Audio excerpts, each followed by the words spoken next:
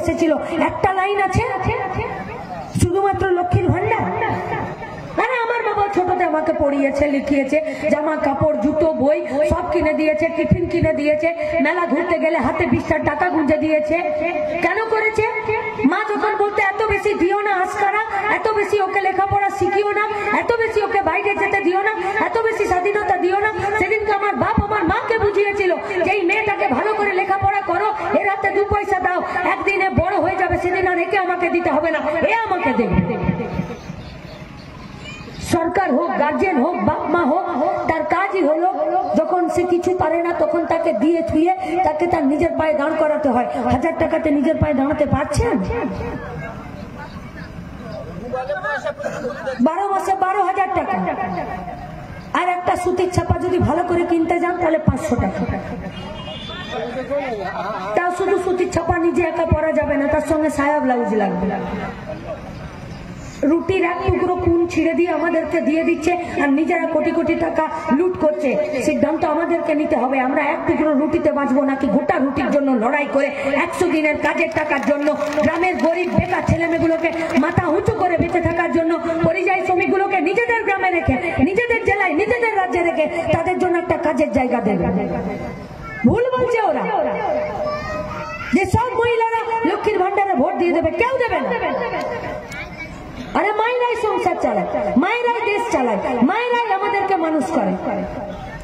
1000 টাকাতে কেউ ভুলে যাবে না। কিন্তু এছাড়া মমতা ব্যানার্জির মুখে, বিজেপির মুখে অন্য কোনো কথা আছে? নেই। ফিরে এখন কি বলছে?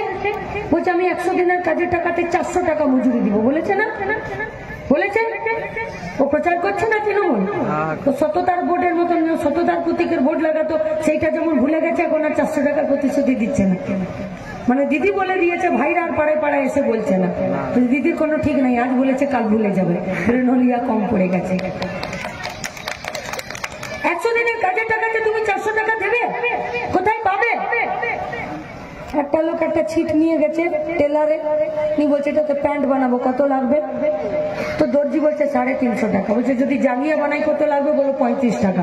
বলো তুমি এক কাজ করো, এই ছিটটা নিয়ে তুমি 35 টাকাতে জাঙ্গিয়া বানিয়ে দাও, শুধু ঝুলটা যেটা হবে সেটা পা অবধি করে দাও। চালাকিতে কখনো দেশ চলে না। তোমার কাছে পয়সাই নেই আর তুমি বলছো আমি 100 দিনের কাজের টাকাতে 400 টাকা মজুরি দেবো।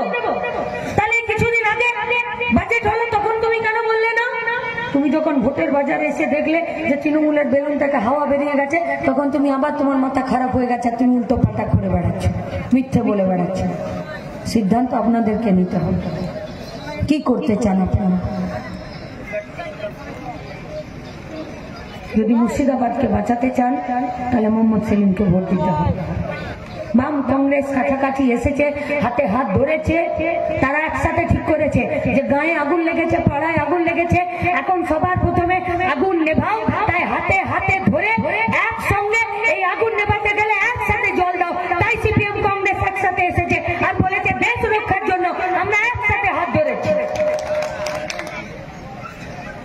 আর তাই দেশকে বাঁচাতে গেলে, মুর্শিদাবাদকে জেতাতে গেলে, ডোমকলকে জেতাতে গেলে, হরিহরপাড়াকে জেতাতে গেলে মোহাম্মদ সেলিমকে জেতাতে হবে। আপনাদের কাছে আমাদের একটাই আবেদন, আমাদেরকে বাঁচতে দিন। বেকার ছেলে মেয়েরা আমরা যারা মাথা উঁচু করে সৎ পথে রোজগার করে বাঁচতে চাইছি, আমাদেরকে একটা খেটে খাওয়ার সৎ পথে জায়গা করতে দিন। যতদিন মমতা আছে, যতদিন তৃণমূল কংগ্রেস আছে, ততদিন এই কাজ সম্ভব নয়।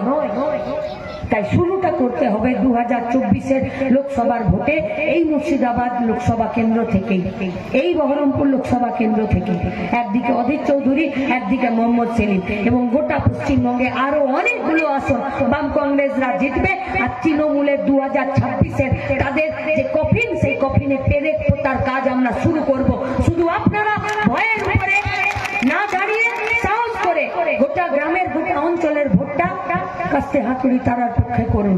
আমরা আপনাদেরকে কথা দিচ্ছি, মানুষের হক রুটি রুজির দাবিতে এই লড়াই নিরন্তর চলবে। এই লড়াই কোথাও কমা পূর্ণচ্ছেদ নেই। ইনকালাব জিন্দাবাদ, বাম কংগ্রেস জিন্দাবাদ।